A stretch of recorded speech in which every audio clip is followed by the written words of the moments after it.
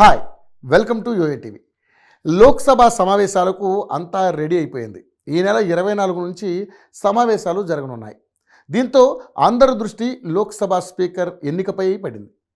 ఈ అంశంపై చర్చించేందుకు బీజేపీ సీనియర్ నేతలు సమావేశమయ్యారు.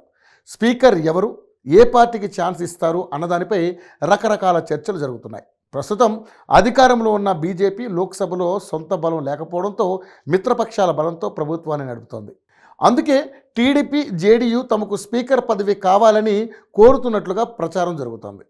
స్పీకర్ పదవిని టీడీపీకి ఆఫర్ చేశారని మొదట్లో ప్రచారం జరిగింది. కానీ టీడీపీ అధినేత ఎప్పుడూ ఈ అంశంపై మాట్లాడలేదు. పదవుల కోసం తాము ఎలాంటి డిమాండ్లు పెట్టలేదని ఆ పార్టీ నేతలు ప్రకటించారు. కానీ జాతీయ మీడియాలో మాత్రం స్పీకర్ పదవి కావాలని అడుగుతున్నారని చెబుతున్నాయి. కానీ బీజేపీ మాత్రం సంకీర్ణ రాజకీయాల్లో స్పీకర్ పాత్ర అత్యంత కీలకం కాబట్టి స్పీకర్ పదవిని మిత్రపక్షాలకు ఇచ్చే ఉద్దేశం లేదని, కావాలంటే డిప్యూటీ స్పీకర్ పదవిని ఇస్తామని ప్రతిపాదిస్తున్నట్లుగా చెబుతున్నారు. చంద్రబాబు కూడా స్పీకర్ పదవికి పట్టుబట్టే అవకాశం లేదని టీడీపీ వర్గాలు చెబుతున్నాయి. కానీ స్పీకర్ పదవి ఏపీకి దక్కే అవకాశాలు ఉన్నాయని ఢిల్లీలో పుకార్లు చక్కర్లు కొడుతున్నాయి. రాజమండ్రి లోక్సభ సభ్యురాలు పురంధేశ్వరి పేరును స్పీకర్ పదవికి పరిశీలిస్తున్నారని అంటున్నారు. ఒకప్పుడు నేషనల్ ఫ్రంట్తో రాజకీయాల్లో చక్రం తిప్పి ఇందిరాగాంధీపై పోరాడిన ఎన్టీఆర్ కుమార్తె కావడంతో ప్రత్యేకమైన గుర్తింపు ఉంటుందని భావిస్తున్నారు.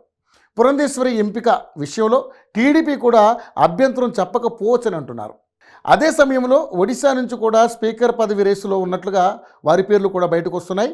బీజేపీకి చెందిన ఎంపీ మహతాబ్ పేరు కూడా పరిశీలిస్తున్నారు. ఆయన బీజేడీలో చాలా కాలం ఉన్నారు. బీజేపీలో చేరి ఎంపీ అయ్యారు. అక్కడ నుంచి మెజార్టీతో బీజేపీ అధికారంలోకి వచ్చింది.